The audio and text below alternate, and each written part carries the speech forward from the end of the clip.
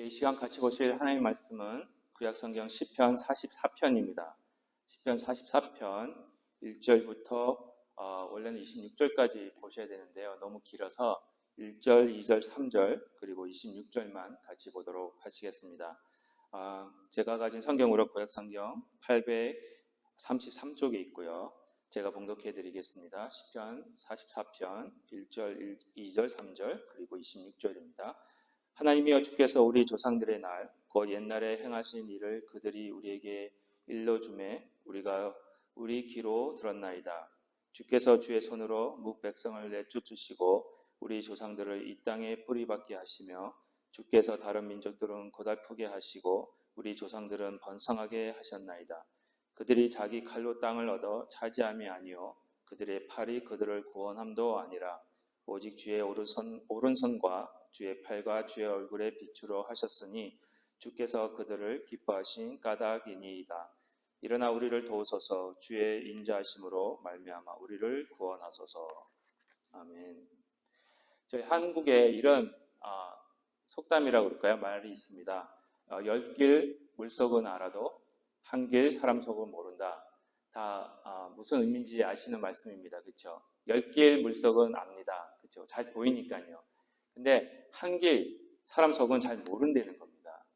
안 보이니까. 그렇죠? 그분이 어떤 마음을 가지고 있고 어떤 생각을 하고 있는지를 잘 모르기 때문에 아는 것 같은데 모르겠고, 그렇죠? 모르는 것 같은데 또 아는 것 같기도 하고, 그게 이제 사람과의 관계인 것 같습니다. 요즘은 물속만 아니라 안 가본 길도 다 내비게이션이 있기 때문에 잘 찾아서 갈 수 있습니다. 그렇죠? 그래서 10길, 산길은 알 수 있는데 그 사람 속으로 들어가는 내비게이션이 없는 것 같아요.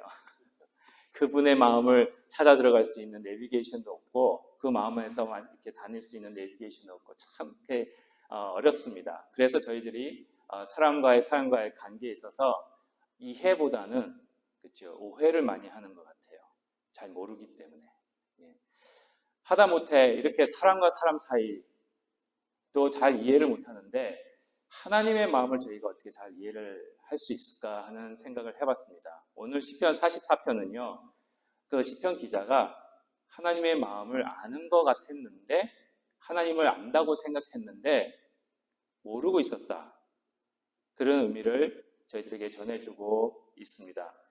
특별히 오늘 시편 44편을 간단하게 말씀드리면요. 다 읽지를 못해서 간단히 소개를 드리면 1절부터 8절까지는 그런 말씀입니다. 내가 하나님을 잘 알고 있습니다. 하나님은 우리 조상의 하나님이시고 우리 조상들이 광야에서 방황할 때 함께 하시고 또 새 나라를 만드셔서 들어가게 하시고 하나님 나라를 만드시고 또 구원해 주시고 또 싸울 때마다 함께 하셔서 승리하게 하시고 우리에게 축복해 주시고 우리에게 예배할 수 있는 능력을 주시는 하나님이십니다. 라고 고백을 하는 장면이 1절부터 8절까지 나오고 있습니다. 우리가 그렇게 배웠고 또 그렇게 들었습니다. 하나님 그거예요. 그래서 오늘 1절 가만히 보시면은 우리가 들었사오니 이렇게 얘기를 합니다. 하나님은 이런 분이심을 우리가 들었고 배웠습니다. 그런 말씀을 고백하고 있는 것이 1절부터 8절이에요.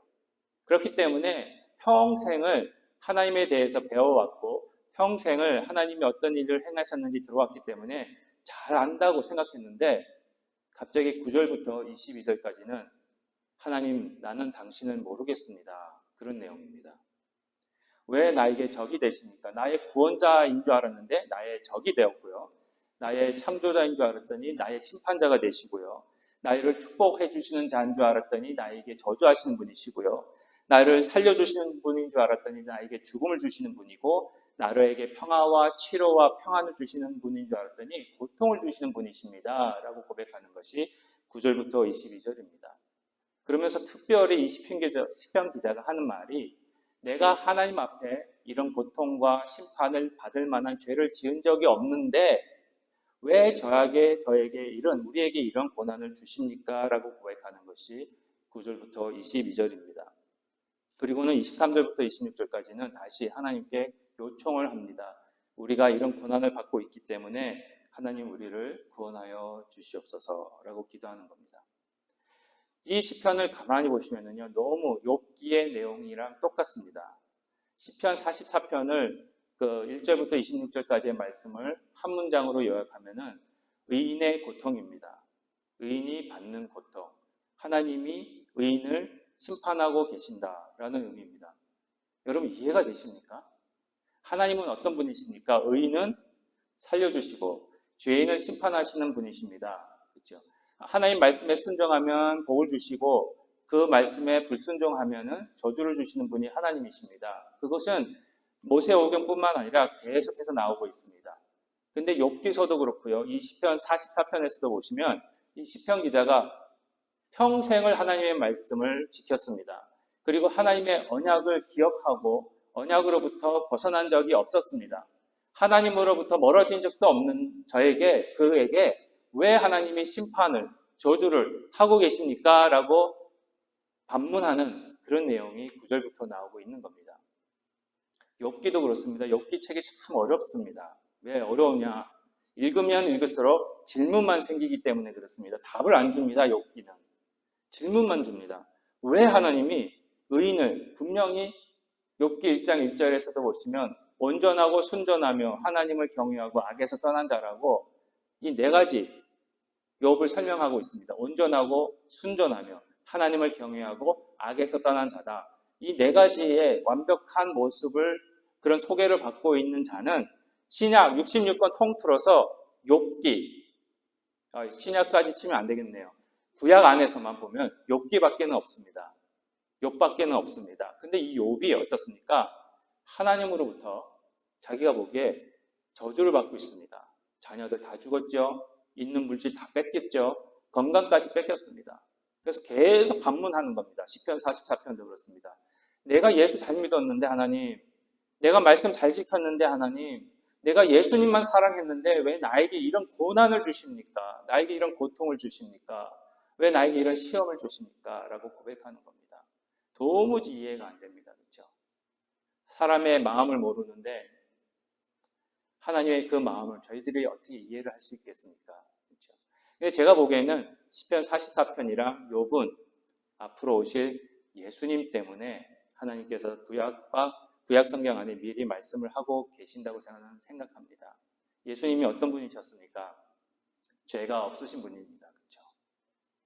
이스라엘 백성들이요, 예수님이 오시기 전까지 욥의 세 친구도 얘기를 하지만 십자가에 죽음을 당하고 고통을 당하고 하나님으로부터 저주를 당하는 자는 죄가 있기 때문에 그런 고난을 당한다 이렇게 이해를 하고 있었습니다.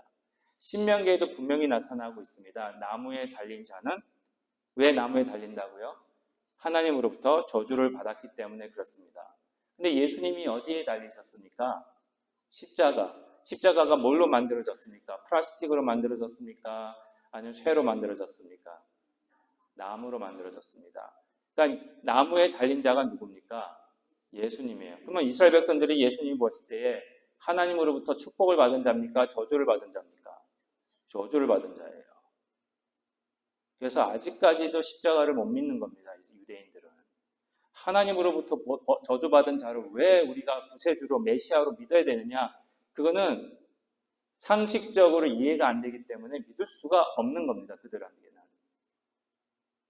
그런데 예수님이 하나님으로부터 저주받을 만한 그런 죄를 가지고 계신 분이셨습니까? 아닌 거예요. 성경이 분명히 말씀하십니다. 그렇죠? 예수님은 죄가 없으시다고. 죄가 없으신 분이십니다. 그 죄가 없으신 분이 하나님으로부터 저주를 받는 자의 모습으로 올라가다 보니까 그걸 미리 이해를 시키기 위해서 구약의 시편 44편뿐만 아니라 욥기에서도 설명을 하고 있는 거예요. 의인이 고통을 받을 수 있다. 의인이 저주를 받을 수 있다. 왜? 우리의 저주가 없어지게 하다 보니까 하나님이 그런 방법을 예수 그리스도를 보내시면서 택하셨기 때문에 그 이유를 저희들에게 보여주고 계시는 겁니다. 그래서 오늘 시편 44편은요. 분명하게 예수님의 모습을 보여주고 있습니다. 의인이지만 죄가 없으시지만 고통을 받으신 예수님. 시편 기자 44편 기자가 나는 그런 의인이었는데 왜 저한테 이런 고난을 주십니까? 라고 반문하듯이 예수님께서 십자가에서 뭐라고 그러십니까? 나의 하나님 왜 나를 버리시나이까? 내가 하나님으로부터 버림받을 만한 일을 한 적이 없는데 내가 바로 하나님의 아들이었는데, 내가 그 삼위일체 그 부분을 한 존재로 있었는데 왜 나를 버리십니까? 라고 고백하는 그 예수님의 목소리가 시편 44편에서 울려 퍼지고 있다는 겁니다. 그래서 오늘은요, 이 시편 44편을 가지고 의인이 왜 고난을 당하는지 그에 대한 질문과 함께 그 답을 하면서 예수님의 모습이 어떤 모습이었는지를 저희들이 살펴봤으면 좋겠습니다. 오늘은 여러분들에게 예수님을 다시 한번 소개해드리는 그런 시간이 되었으면 좋겠습니다. 저희가 예수님을 다시 발견하고 예수님을 다시 잡았으면 좋겠습니다. 첫 번째입니다. 우리 예수님은 어떤 분이신가? 오늘 본문에도 나와 있지만 경이로우시고 신비로우신 예수님이 바로 우리 예수님이십니다. 그렇죠? 첫 번째는 경이로우신 예수님이십니다. 오늘 1절부터 3절까지 보시면은요, 하나님이여 주께서 우리 조상들의 날, 그 옛날에 행하신 일을 그들이 우리에게 일러주며 우리가 우리기로 들었나이다. 쭉 말씀하면서 주께서 주의 손으로 뭇 백성을 내쫓으시고 우리 조상들을 이 땅에 뿌리박게 하시고 주께서 다른 민족들도 고달프게 하시고 우리 조상들은 번성하게 하셨나이다. 그들이 자기 칼로 땅을 얻어 차지함이 아니요 그들의 팔이 그들을 구원함도 아니라 오직 주의 오른손과 주의 팔과 주의 얼굴의 빛으로 하셨으니 주께서 그들을 기뻐하신 까닭이니이다. 오늘 1절부터 3절까지 말씀 보시면은요, 하나님의 경이로우신 모습을 표현하고 있습니다. 이스라엘 백성들의 조상이 한 것이 없습니다. 땅을 차지하기 위해서. 하나님이 다 하셨다는 거예요. 그렇죠? 백성들을 다 쫓아내시고 이스라엘 백성들을 거기 들어가게 하시고, 그리고 특별히 3절에서도 보시다시피 그들이 이스라엘 백성들이 칼로 땅을 얻어 차지한 것이 아니고 그들의 팔이 그들을 구원한 것도 아니고 오직 하나님의 오른손과 하나님의 팔과 하나님의 얼굴의 빛으로 하셨음을 보여주고 계십니다. 이것이 경이로운 일이라는 겁니다. 너무 훌륭하고 멋있는 일이라고 표현을 하고 있습니다. 그뿐이겠습니까? 우리 하나님이 창조주 하나님 되시잖아요. 그렇죠? 그 위대함이 예수님에게 그대로 나타나고 있습니다. 요한복음 1장 1절에 보시면은요, 태초에 말씀이 계시니라. 이 말씀이 하나님과 함께 계셨으니 이 말씀은 곧 하나님이시니라. 여기서 말씀이 누굽니까? 예수 그리스도 있습니다. 그렇죠? 성부 하나님, 성자 하나님, 성령 하나님이 계시는데 삼위일체입니다. 한 분이십니다. 삼위가 계시지만 한 분이신 거예요. 그렇지만 여기서 요한복음 1장 1절에서 보시는 말씀드리는 1절 말씀은 바로 예수 그리스도, 2위가 되시는 성자 하나님 말씀이 계시고 그 말씀이 하나님과 함께 계셨습니다. 그렇죠? 다른 위예요. 다른 펄슨인 거예요. 그렇지만 한 분이시라는 겁니다. 태초에 그 말씀이 계셨는데 그 말씀이 하나님과 함께 계셨고 그러나 그 말씀이 또 하나님이시고, 그렇죠? 1 더하기 1은 2가 될 수도 있는데 1 더하기 1은 1입니다. 하나님의 방식입니다. 그런 말씀을 보면은 예수님이 바로 누구십니까? 창조주 하나님이 되시는 겁니다. 그 예수님의 경이로움이 계속해서 나타나는데 그 예수님의 경이로움이 시편 139편 14절에 또 나타나고 있습니다. 내가 주께 감사함은 나를 지으심이 심히 기묘하심이라. 주께서 하시는 일이 기이함을 내 영혼이 잘 아나이다. 하나님께서 천지 창조를 하시고 또 우리를 창조해 주셨습니다. 그렇죠? 여러분도 한번 보세요. 너무너무 아름답잖아요. 거울을 보시면서 와, 정말 하나님 너무 잘 만드셨어. 이제부터 내일 아침에 딱 거울을 보실 때마다 이렇게 외치십시오. 하나님 너무 감사합니다. 나를 이렇게 이쁘게 만드시다니. 꼭 하십시오. 하나님 감사합니다. 너무너무 이뻐요. 저렇게 아름다운 여인이 저기 서 있다니. 하나님 너무 감사합니다. 저를 이렇게 만들어주셔서. 이렇게 멋있는 남자가 서 있다니. 그렇죠, 장로님? 예, 장로님 보시면서 하나님 너무 감사합니다. 이렇게 잘생긴 나를 만드시다니. 하나님께 영광 돌리는 겁니다. 그렇죠? 내가 스스로 잘났다는 게 표현하는 게 아니고요. 남들 앞에서 그러시라는 게 아니고 보시면 남들한테도 그렇게 하셔야죠. 하나님이 나를 그렇게 만드셨습니다. 천지 만물을 보십시오. 우주 세계를 보십시오. 지구가 있습니다. 저는 잘 모르지만 여러분들 지구가 있고 달이 있습니다. 지구에 뭐가 있습니까, 여러분들? 지구가 뭐가 있길래 우리가 이렇게 서서 걸어 다닐 수 있습니까? 우주로 안 날아다니고. 중력이 뭡니까? 끌어당기는 거잖아요. 달도 끌어당기고 있거든요, 지구가. 근데요, 희한하게 경이롭게도 이 달은 지구와 부딪히질 않습니다. 지구가 다 끌어당기거든요. 그러면은 달이 끌어당김을 당해서 지구하고 마찰이 돼야 되죠. 근데 만약에 이 달이 지구하고 부딪히면은 저희는 멸망합니다. 그렇죠? 근데 그 수천 년을 한없이 그 예수님 하나님께서 천지 창조하신 후에 그 창세기 1장에 보시면은 이제 밤에 빛을 그 달이죠. 달을 만드신 이후로 그 자리를 계속 지키면서 지구하고 충돌을 하지를 않습니다. 지구는 계속 끌어당기고 있는데 왜 그런지 아십니까? 우리 하나님이 되게 경이로우세요. 대단하세요. 만약에 달이 돌지 않고요. 가만히 있으면 지구하고 부딪힙니다. 중력 때문에. 근데 달이 돌기 때문에 지구 주위를 돌고 있잖아요. 이 도는 속도가 너무 엄청나게 세요. 그러니까 중력이랑 도는 그 힘이랑 같아요. 여러분들 돌에다가 끈을 묶어 놓으시고는 확 돌려보십시오. 그 돌려짐을 당하는 돌은 자꾸 어디로 갑니까? 어디로 가려고 합니까? 안으로 들어오려고 합니까? 밖으로 나가려고 합니까? 그죠? 밖으로 나가려고 그래요. 이 달이요, 지구를 자꾸 도니까 밖으로 나가려는 힘이 있는 거예요. 근데 지구는 달을 계속 끌어당기는 힘이 있고, 근데 끌어당기는 힘과 돌면서 나가려는 힘이 같은 거예요. 그러니까 딱 일정하게 나가지도 않고 들어오지도 않고 그 자리를 지키면서 돌고 있는 겁니다. 하나님이 그렇게 만드신 거예요. 조금 찾아보시면 알 거가 못 믿으시는 것 같아. 저희 어머니만 믿으시는 것 같아. 역시 마덜. 찾아보십시오. 제 거짓말하는 게 아니거든요.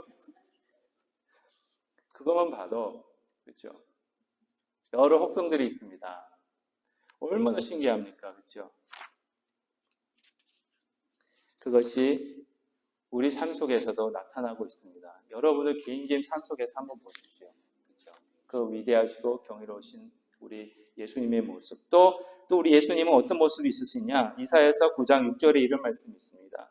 이는 한 아기가 우리에게 낳고 한 아들을 우리에게 주신 바 되었는데 그의 어깨에는 정사를 메었고 그의 이름은 기묘자라 모사라 전능하신 하나님이라 영전하시는 아버지라 평강의 왕이라 할 것입니다.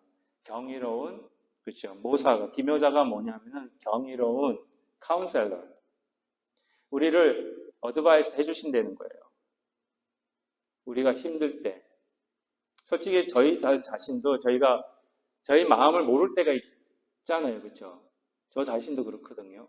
그럴 때마다 어떻게 해야 될지 늘 성경의 말씀에 있잖아요. 우리가 어떻게 기도할 바를 모르고 낙심하고 있을 때 우리 성령님께서 기도할 바를 아셔서 하나님께 알려주신다고.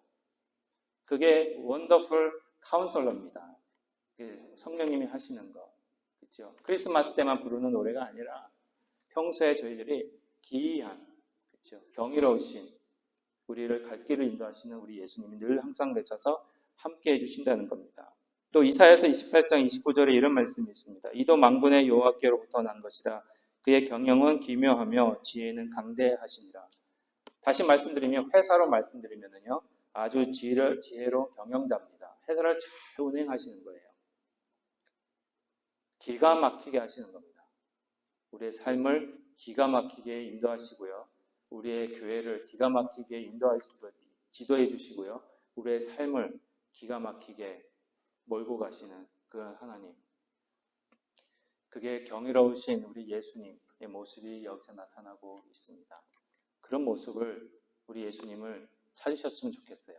근데 너무 경이로우다 보니까 그렇죠. 솔직히 아까도 제가 우주에 대해서 말씀드렸는데 한 부분이에요. 저희가 이 천문학적으로 신학적으로도 그렇습니다. 의학적으로도 그렇고요. 여러분들이 이해할 수 있는 범위가 저희들이 이해할 수 있는 범위가 얼마나 되겠습니까? 제가 신학을 죄송합니다. 이런 말씀을 드려서 죄송한데 우리 목사님도 계시고 그러시지만은 신학을 하는 분들이 목사님들이 평생을 공부하십니다. 그렇지 목사님. 목사님도 서재가 제일 좋으시잖아. 저희들은 책은 목사님도 그러시지만 저희들은요 목회자들은 책을 재산으로 봅니다. 다른 건 버려도 책을 못 버려요. 계속 공부합니다. 근데도 아는 것보다 모르는 게 더 많습니다. 하면 할수록 모르겠어요. 너무 부담돼요. 설교 준비 쉽게 하시는 것 같죠? 제가 쉽게 하는 것처럼 보이죠? 절대 아닙니다. 피가 말라요. 이 30분 준비하기 위해서 일주일 내내 주여, 제 아내가 압니다. 금요일, 어떤 때는 금요일까지 이게 막혀가지고 주여, 오늘은 예배 취소할까요? 말씀이 모르겠어요. 하나님 이렇게 안 주시면 어떡합니까? 정말 그래요. 너무너무 박사 말라요. 그러면서 설교 준비를 합니다. 아침마다 일어나서 다른 기도하다가 그 말씀을 가지고 묵상하면서 기도하다가 오늘 왜 안 주십니까? 하나님의 뜻이 오늘 주일은 예배를 취소하시라는 거다. 그리고 그러다 보면 또 생각나게 해주시고, 예, 그러면서 설교 준비를 합니다. 모르는 게 너무 많아요. 저도. 근데 하물며 이 경이로우신 예수님을 저희가 어떻게 다 이해를 하겠습니까? 그래서 두 번째로 이해할 수 없는 신비로우신 우리 예수님.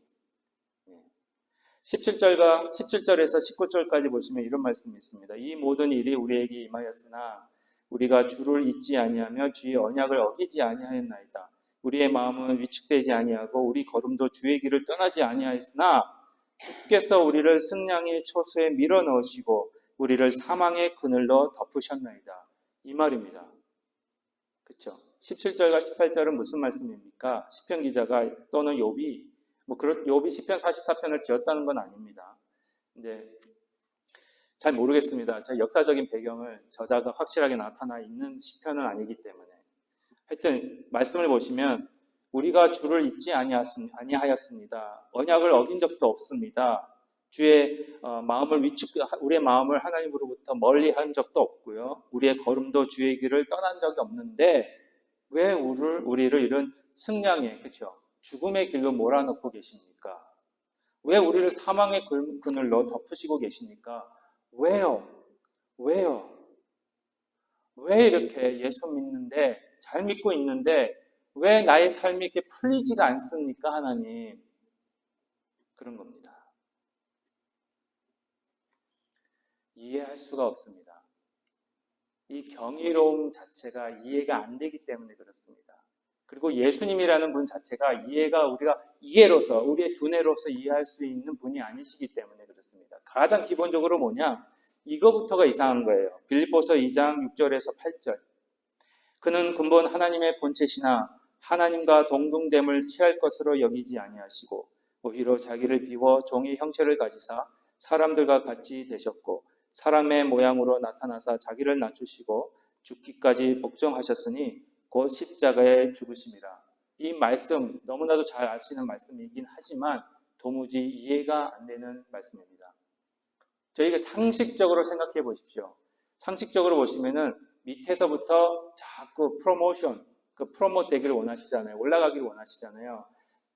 평사원에서 있다가 한국식으로 말하면 가장도 됐다가 차장도 됐다가 부장도 됐다가 전문 이사도 됐다가 나중에는 CEO까지 되는, 그렇죠? 근데 예수님은 어떻게 하셨습니까? 하나님이셨어요.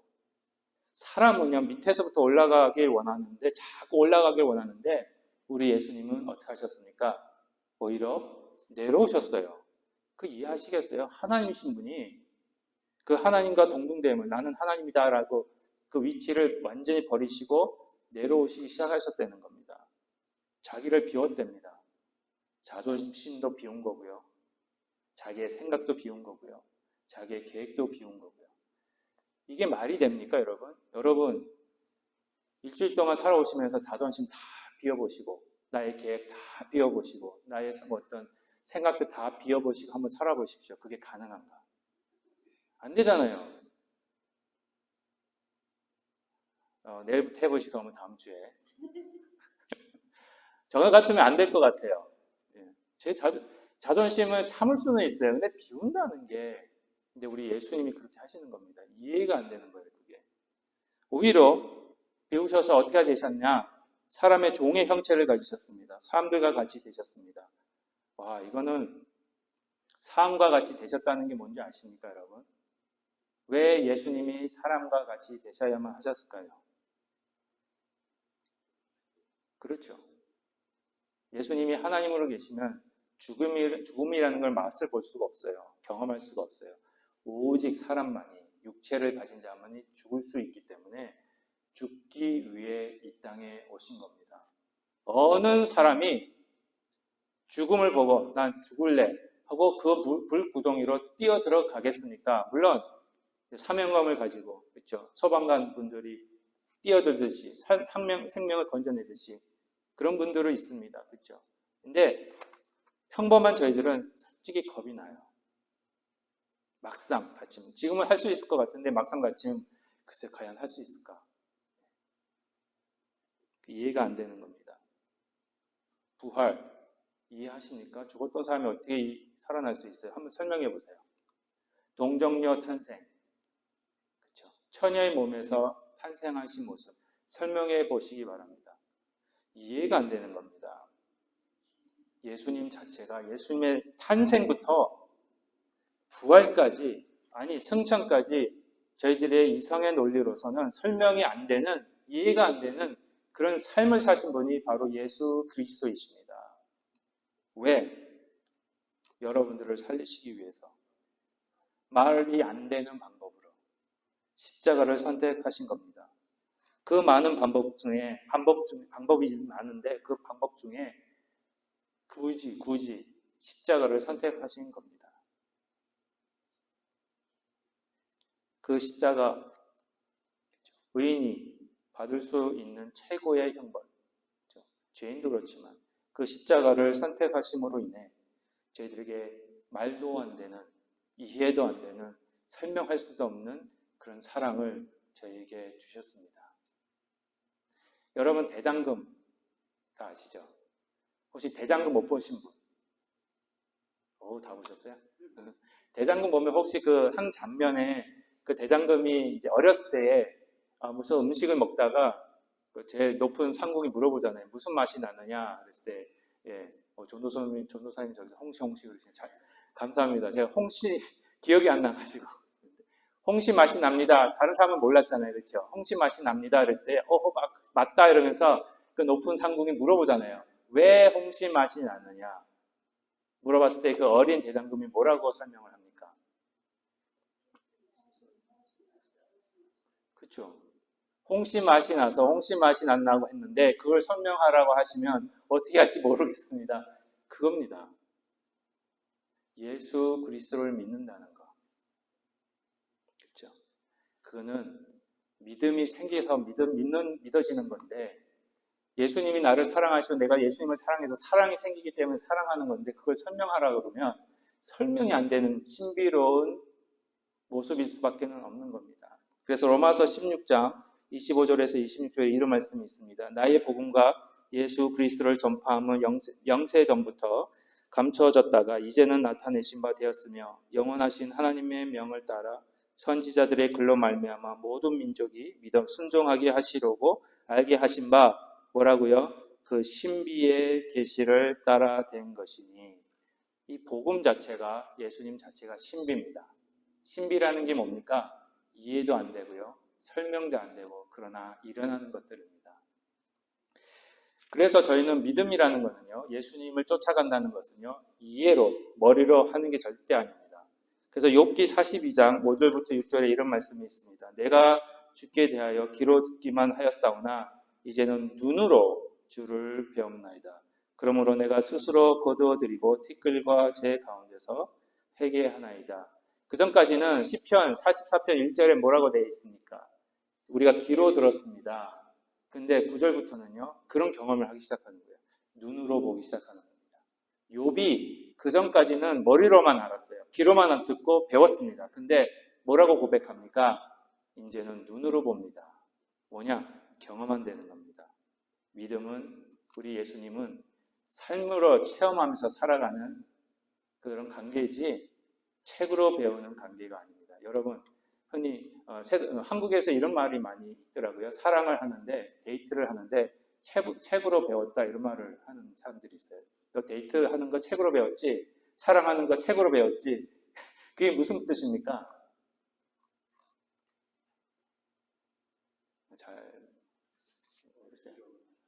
그렇죠? 이론으로만 아는 거잖아요. 근데 사랑한다는 것을 책으로 배워서 되는 게 사랑입니까? 아니잖아요. 그렇죠? 그거는 하는 겁니다. 경험으로 되는 겁니다. 우리가 예수 그리스도가 의인이셨지만 십자가에 못 박혀 죽으신 것은 진짜입니다. 부활하신 것도 역사적인 사실입니다. 체험으로 주시는 겁니다. 그렇죠? 그거를 우리 삶 속에서 설명할 수는 없지만 체험케 하시는 그런 하나님이 계신 겁니다. 죄송합니다. 저의 얘기를 또 해야 될 것 같아서 죄송한데요. 여러 가지 예를 찾다가 그래도 좀 딱 이렇게 기억이 안 나서 찾을 수가 없어서 어쩔 수 없이 이제 저의 경험을 말씀을 드리는데, 제가 신학교 다닐 때였습니다. 지금 생각해보면 이 설교 준비하면서 뒤돌아봤어요. 제가 처음에 이제 신학교에 처음 들어가서, 미국에 처음 와서 대학을 졸업하고 신학교를 들어가서 신학교를 졸업할 때, 또 다른 신학교를 갔을 때, 또 다른 신학교를 가고 또 다른 학교를 갔을 때, 갈 때마다 다른 분들에 비하면 뭐 이렇게 어려운 일은 아니었습니다. 솔직히. 예, 다른 저보다 더 힘드신 신앙생활 하시면서 삶을 살아가시면서 너무나도 힘든 일들을 많이 당하신 분들 앞에서 제가 감히 이런 말씀을 드려서 너무 죄송한데, 너무 죄송하고 부끄럽고 그런데, 솔직히 편탄하게 모든 것이 순조롭게 열리면서 신학 공부를 한 건 아닙니다. 예, 솔직히. 처음에 들어갔을 때는 학비가 없어서, 그리고 저번에도 한번 말씀드린 것 같아요. 전 재산을 다, 미국에 혼자 왔을 때거든요. 전 재산을 다 틀어서 보니까 9센트 있더라고요. 바로 집세 내야 되죠. 아파트가 이제 한 달에 800불이었는데 800불 내야 되죠. 또 학비 내야 되죠. 캄캄하더라고요. 그때는 저희가 어머니가 한국에 계셔서 한국으로 돌아가려고 그랬어요. 한국 신학교로 편입하자. 저희 어머니가 그냥 계속 있으라고 그러네요. 그래서 또 순종하는 마음으로 있었죠. 그런 일도 있었고요. 또 보스턴 쪽에 있는 신학교를 갔을 때는 이사하자마자 다음날 저희 그때 할머니 살아 계셨고, 저희 어머니 계셨고, 저 있고, 저 안에 있고, 그다음에 큰애가 이제 태어났을 때였습니다. 어른만 내시잖아요. 그러니까 어른이 너무 많다고, 그때 학교 기숙사로 들어갔거든요. 나가라는 거예요. 막막한 거예요. 아니, 이사 다 했는데 8시간 운전해서 올라왔는데 이사 다 했는데 나가라는 거예요. 그때도 막막했고요. 또 다시 필라델피아 와가지고 다시 공부할 때, 그때는 학교가 나보고 나가랍니다. 성적이 안 나온다고. 난 열심히 한 것 같은데 성적이 안 된다고. 나가래요. 그만뒀습니다. 그때는. 네. 저는 슬픈 일이었어요. 지금은 웃지만. 그렇더라고요. 그리고는 또 하나님의 기회가 주셔서 다시 또 공부할 기회가 있어서 영국을 그때 갔습니다. 영국 가서 또 딱 들어가니까, 딱 그때는 식구들 다 왔는데, 식구들 다 와서 이사하고 세틀다운하고 한 달 지났는데 또 집을 나가래요. 주여. 제가요, 만약에 신학교 아니고 다른 학교에 공부한다고 내가 전공을 바꿔서 다른 공부하겠다 그래서 갔다가 그런 일들이 벌어지면 하나님이 나 신학교 다시 가라고 그러시나 보다. 잘못했습니다. 회개하고 갈 텐데, 이거는 신학교잖아요. 내가 하나님을 위해서 하겠다고 나섰는데 자꾸 막히는 느낌. 나가라, 안 된다, 학교까지 그만두는 사건. 너무너무 힘들었습니다. 저한테는. 다른 분들한테는 아무 일도 아니겠지만은 저한테는 힘들었어요. 하나님 왜 그러십니까? 내가 하나님을 위해서 어렸을 때부터 헌신하고 그 일을 기도하면서 이루기 위해서 미국 땅까지 와서 목사 되겠다고 이 노력을 하는데 왜 막으십니까? 왜 그만두라 하십니까? 따졌습니다. 3개월 동안 하나님과 싸웠어요. 3개월 후에 완전히 깨졌습니다. 두 손 두 발 다 들고, 하나님 잘못했습니다. 목회도 내가 하는 거 아니고 신학 공부도 내가 하고 싶은 하는 거 아닙니다. 하나님이 하라 하면 하시고 그만두라 하면 그만두고 이것조차도 주의 일이, 하나님의 일이 내가 하고 싶은 일로 나의 일도 변하고 있는 것을 방지하기 위해서 하나님이 이렇게 훈련을 시켜주시는 것 같아요. 하나님의 일을 하겠다는 그런 사람들에게도 이런 고난이 있으시나 왜 훈련이기 때문에 그렇습니다. 그렇죠? 그래서 욥이 23장에 이런 말을 합니다. 그가 나를 단련하시려니 나를 단련하신 후에는 나는 정금과 같이 나오리라. 더 단단하게. 이해할 수는 없습니다. 근데 매일매일 순간이 훈련입니다. 그렇기 때문에 저희들은 머리로 예수 믿는 것이 아니라 가슴으로, 그렇죠? 믿음으로. 그래서 세 번째가 신실하신 예수님을 믿는 겁니다. 23절과 26절에 보시면요. 주여 깨서서 어찌하여 주무시나이까 일어나시고 우리를 영원히 버리지 마소서. 일어나 우리를 도우소서. 주의 인자하심으로 말미암아 우리를 구원하소서. 여전히 믿을 것은 하나님밖에 없다는 고백입니다. 하나님이 나를 죽을 곳으로 그렇게 고난을 주시고 고통을 주셔도 내가 매달릴 곳은 오직 하나님밖에 없다는 것입니다. 갈라디아서 2장 16절에 이런 말씀이 있습니다. 사람이 의롭게 되는 것은 율법의 행위로 말미암음이 아니요 오직 예수 그리스도를 믿음으로 말미암는 줄 아므로 우리도 그리스도 예수를 믿나니 이는 우리가 율법의 행위로서가 아니고 그리스도를 믿음으로써 의롭다 함을 얻으려 함이라. 율법의 행위로서는 의롭다 함을 얻을 육체가 없느니라. 오직 예수님을 믿는 것밖에 없습니다. 예수님을 이해하는 게 아니라 하나님을 이해하는 게 아니라 예수님을 믿는 겁니다. 하나님을 믿는 겁니다. 근데 믿음은 어디서 나옵니까? 말씀에서 나옵니다. 그렇죠? 말씀을 배우고 말씀을 알지 못하는 이상 저희들에게는 건강한 믿음은 없습니다. 말씀 없이 믿으면 그거는 잘못하면은 사이비 종교가 됩니다. 또 말씀만 있고 믿음이 없으면 또 되게 차갑습니다. 굉장히 근본주의자가 되어버립니다. 그래서 사람들 막 비난하고 비평하고 정죄하는 자들. 저희들은 밸런스가 있어야 돼요. 말씀과 믿음, 성령님과 믿음. 계속해서 고린도후서 5장 1절과 2절, 6절과 7절에 이런 말씀이 있습니다. 만일 땅에 있는 우리의 장막집이 무너지면 하나님께서 지으신 집, 곧 손으로 지은 것이 아니요 하늘의 영원한 집이 우리에게 있는 줄 아느니라. 참으로 우리가 여기서 탄식하며 하늘로부터 오는 우리 처소로 더 있기를 간절히 사모하노라. 그러므로 우리가 항상 담대하여 머무러 있을 때에는 주와 따로 있는 줄을 아노니 이는 우리가 믿음으로 행하고 보는 것으로 행하지 아니함이로다. 저희들이 살아가면서 우리의 몸이 계속 아플 때가 있습니다. 병에 걸렸는데 기도해도 하나님이 안 고쳐주실 때가 있어요. 그랬을 때 우리가 질문을 합니다. 하나님, 내 평생에 하나님만을 사랑하고 예수님만을 사랑하고 예수 잘 믿었는데 저에게 왜 이런 질병을 주십니까? 고쳐주십시오. 근데 안 고쳐져요. 더 심해져요. 그럴 때마다 이 말씀을 기억하십시오. 우리의 장막, 이 육체 몸은요, 무너질 수밖에 없습니다. 그래야 새로운 몸이 생기니까요. 우리에겐 부활의 소망이 있기 때문에 그렇습니다. 왜? 보시면 영원한 집이 있잖아요. 그 육체거든요. 현재의 육체는 부서질 수밖에 없지만 앞으로 주실 영원한 육체가 있습니다. 여러분 부활하고 한국이 아니고 하늘나라 가시면은요 영혼만 산다고 생각하시는데 아닙니다, 여러분. 육체도 있습니다. 제가 보기에는 나중에 또 기회 될 때 요한계시록 한번 할 때 말씀드리겠지만 천국이 많이 왜곡이 돼 있어요. 여기랑 똑같이 살 거고요. 어떤 분에게는 기쁜 소식이 되고 어떤 분에게는 좀 안 좋은 소식이 될 수는 있지만 제가 보기에는 거기에도 강아지들이 있을 것 같아요. 저희 포이트레스 교수님이라는 신학 교수님이 계시는데 그분이 그러셨습니다. 하늘나라에 가면 애완견도 있을 거다. 예.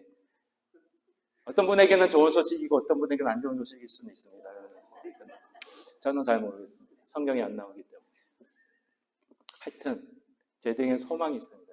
이해는 안 되지만 이 땅에서는 그런 고난이 있고 왜 자꾸 이렇게 힘들기만 할까? 예수 믿는데 그렇지만 저희들에게는 소망이 있음을 오늘 7절에도 나와 있듯이 이는 우리가 믿음으로 행하고 보는 것으로 행하지 않기 때문에 보는 것은 실망이고 보는 것은 낭망이지만 보이지 않는 것은 존재합니다. 그렇죠? 보이지 않는 게 더 큽니다, 여러분. 솔직히 그거는 저희들에게 항상 기쁨과 소망과 감사와 즐거움을 주기 때문에 그렇습니다. 결론적으로 말씀드리겠습니다. 경이로우신 예수님, 그 예수님이 우리와 함께 하십니다. 신비로우신 예수님, 우리 예수님이 왜 이 땅에 오셔야만 되는지, 그 사랑이 뭔지 그 사랑을 설명할 수는 없지만 그러나 너무나도 커서 설명하기는 힘듭니다. 그렇지만 지금도 우리의 이 삶을, 그 사랑을 계속 저희들에게 주시면서 우리 삶 속에서 놀라운 일들을 행하고 계시는 그 예수님, 그 삶을, 그 예수님을 믿음을 가지시고 더 나아가셔서 항상 승리하는, 예수님만 바라보는 말씀 안에서 말씀을 배우고 그 위에 서서 말씀으로 성장하는 믿음을 소유하시는 저와 여러분 되시기를 주님의 이름으로 축복드립니다. 기도하시겠습니다. 하나님 감사합니다. 말씀 속에서 그 예수님을 발견하게 하시고 저희들이 이해할 수 없는 이 경이로우신 예수님, 신비로우신 예수님을 믿는 믿음을 주시니 감사드립니다. 믿는 믿음으로 저희들이 나아갈 때에 승리할 수 있도록 인도하여 주옵소서. 감사하며 예수님의 이름으로 기도합니다. 아멘. 찬송가